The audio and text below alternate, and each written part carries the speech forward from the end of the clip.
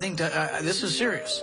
I think size matters. You do. I think the size of your brain matters. Oh, there you go. I like that. I say tonight to the media, do your job and print his name. He sounds so crazy. Why does he sound so crazy? He Because does. he's forgotten the rule of law. The people who want to stay forever, these are the same people. I don't want to stay forever, let but me isn't finish there a answering the strategy? question, okay? I let you talk, you let me talk. And that president said, The View, oh, you should hear the things they're saying on The View. We should limit their speech. We should register the journalists, and then we should have an approval board. The View is known for its heated debates, but this time tensions hit a new high. When Senator Rand Paul joined the panel, he anticipated challenging questions. What he didn't expect was an all-out confrontation. Well, from the moment he stepped onto the set, it was obvious this wouldn't be a fair exchange. Whoopi Goldberg and the panel came prepared to challenge him. Let me finish, don't interrupt. So Iran gets Hold up on. against I'm the border. sorry, Senator. So I am interrupting Iran because comes up you're against going the to border, stick and Israel We'll be right pushes back. But with regard to this, the difficulty is background checks. I don't object to background checks. And just say, well, why don't we close the loophole of the private transactions? So they did that in California. They closed the loophole, and it's illegal to have a private transaction. I didn't promise to take the country to war. I promised not to take the country to war. So did President Trump, by the way. But Rand Paul stood his ground, countering with sharp arguments. As Whoopi tried to steer the conversation, tensions boiled over, and she visibly lost her composure in front of millions. The clash was so intense that it threw the show's usual flow into chaos. What unfolded next had everyone buzzing. It just might go down as one of The View's most explosive moments ever. Do you think that's a fair statement to make? Well, if you vote for a socialist, you might get socialism. Come on, don't do that. If Rand Paul were doing this to a witness and saying this about a witness that I had on one of my cases, I would send an FBI agent to his house and I would have him brought in. When Rand Paul agreed to appear on The View, the expectation was a discussion about his policies, latest book, and stance on government control. Instead, he walked into a tense atmosphere where the co-hosts seemed more focused on challenging him than engaging in an open exchange. I just want to ask you this because I'm a gun owner. You know, I don't mind that you know that I have a gun. You can come in my house and look for it. You can get all whatever you need. I don't understand why anyone objects to getting rid of automatic weapons.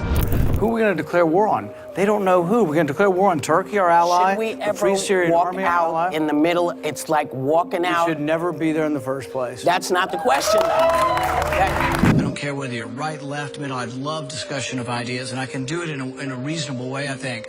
But if you want to take me to a cocktail party and you ask me to come up with two sentences that mean nothing about nothing, and then we're going to have an empty conversation, I'm just not that interested in that. So sometimes just greeting somebody for the first time, I'm maybe not that good at it. Leading the charge, Whoopi Goldberg made it clear she wasn't aligned with Paul's views, particularly on healthcare and foreign policy. Rather than fostering a balanced debate, the conversation took on a confrontational edge, with pointed questions that felt more like attacks. Despite the intensity, Paul remained composed, carefully listening before delivering his responses. But the panel wasn't letting up, and what started as a debate quickly escalated into a fiery showdown, one that had everyone talking. Whoopi didn't hold back, immediately going after Paul's views on government intervention. She accused him of being disconnected from everyday Americans and pressed him on his opposition to pandemic-related mandates, challenging his stance on public health policies. She came in forcefully, but Paul was prepared. Rather than getting defensive, he countered with data and historical examples, laying out his case for limiting government power. He highlighted real-world instances where mandates led to unintended consequences, exposing flaws in the very policies Whoopi was defending. Whoopi's discomfort was obvious. She attempted to cut in multiple times, but Paul stood his ground, refusing to be drowned out. At one point, he firmly addressed her interruptions, saying, "If you'll let me finish, I'll explain." Frustration flashed across Whoopi's face as she leaned back, shaking her head, while the audience took in the tense standoff. Meanwhile, Paul pressed on, arguing that centralized control often creates inefficiencies and can even harm the very people it aims to protect. But just as the tension peaked, Sunny Hostin jumped in to back Whoopi, turning the debate into an all-out showdown. Now, As Whoopi and her co-host scrambled to steer the conversation back in their favor, her frustration became more apparent. She raised her voice, speaking over Paul in an attempt to shut him down. But he remained unfazed, calmly standing by his arguments. Then, Whoopi lost her cool, and that was just the beginning. What started as a tense exchange escalated into a full-blown clash when Whoopi dismissed Paul's arguments on socialism and foreign policy, accusing him of oversimplifying complex issues. But Paul wasn't about to let her control the narrative. He fired back with historical evidence, citing how socialist policies have triggered economic collapse in countries like Venezuela. He pointed to examples from Eastern Europe and even highlighted inefficiencies in government-controlled systems within the US. That's when the dynamic shifted. Whoopi, usually the dominant voice on The View, struggled to counter Paul's points. Instead of debating the facts, she pivoted to an emotional argument, insisting that America is different and suggesting Paul's perspective lacked compassion.